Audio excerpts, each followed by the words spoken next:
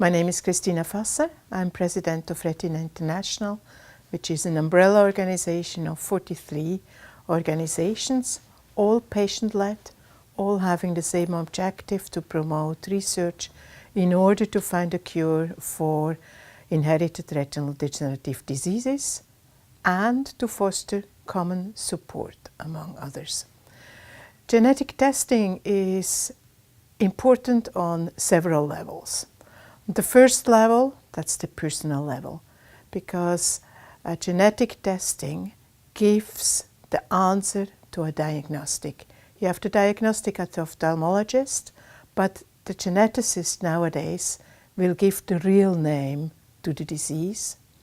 Psychologically, this is extremely important, because when you know what your disease is, you can try to get at grips with the disease, and you know for what you have to look out when you see research announcement or news.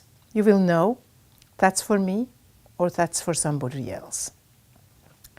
With the clinical trial being already in place at present, and at the moment we are talking about at least 14 different gene therapy trials, it's also very important that you know whether you might be eligible for a clinical trial, but especially also to learn out of the communications more about your own disease, how it's working, what is the cause, because the clinical trial is not only about the trial, it's also a lot about communication about that disease around in the community and also in the scientific community.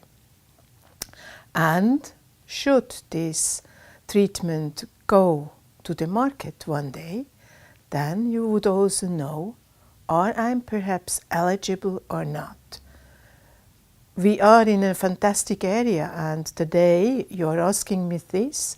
We had just the news that there was a recommendation given to the FDA to accept the first gene therapy for a retinal degenerative disease. Should the FDA follow this recommendation, what we sincerely hope, that will mean that probably next year the first gene therapy will be on the market. And that brings with it that each child diagnosed with inherited or with retinal degenerative diseases should then be automatically genotyped in order to make sure that should this child be eligible for the treatment, it will have immediate access to it. Of course, provided that reimbursement is given.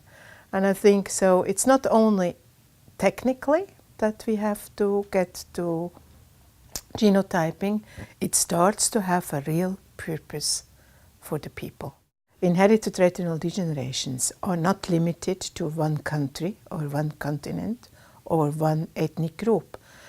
Inherited retinal degenerations are all over the world, are in every ethnic group, perhaps in different forms, but the problems are the same.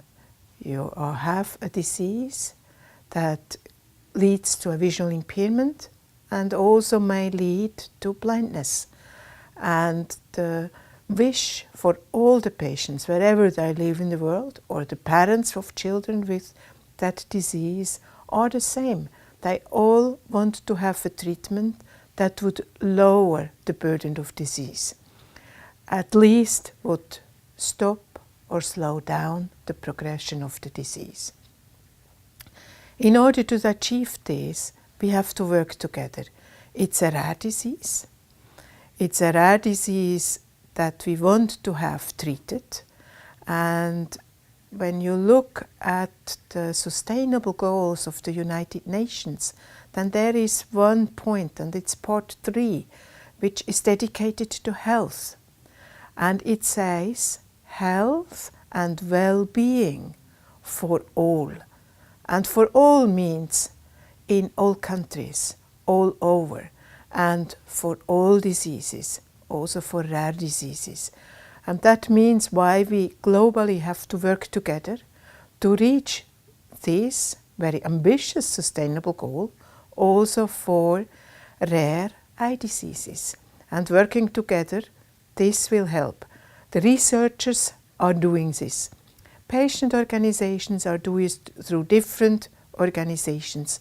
Now it's up also to the patients to stand up and to join all these organizations to make our voice strong and thus to be heard.